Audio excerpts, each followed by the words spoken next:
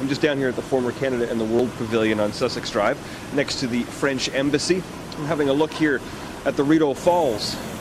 Now this, typically every year, is where they start to blow up the ice to help with the flow of water as temperature begins to rise. Lovely sunny day today, so there's crews out there today working away on it. And the reason why I'm here is I just want to see sort of what can go wrong.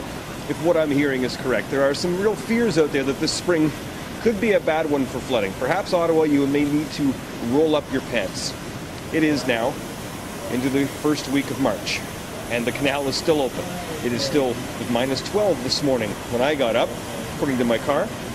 At some point, it is going to warm up. If that warm-up happens, all of a sudden, we're going to get flooding.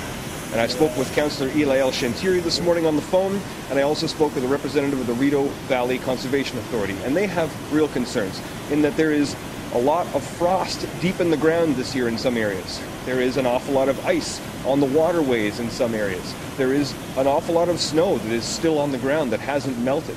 And when all that begins to melt, it's got to go somewhere. And also there's a lot of snow up north, and when that melts and the ice melts up north, it flows down the Ottawa River. It means that areas like the Rideau Glen Golf Club out in Kemptville could see flooding, that the Britannia area down near the water could see flooding. Out in Constance Bay, where they see marginal flooding almost every year, they could see some flooding. They used to keep an eye on this sort of thing. If you see the water levels begin to rise, you may want to pick up the phone and call somebody. But it could be about a week away, maybe more, because Environment Canada says that spring is going to be late in coming this year. They've said that it may not really arrive until April. And if it does come all of a sudden, we're in trouble. So what you're supposed to pray for, if you're the praying kind, is that the warm-up comes gradually. The more gradual, the better, because if it comes quickly, it's going to be a very wet city.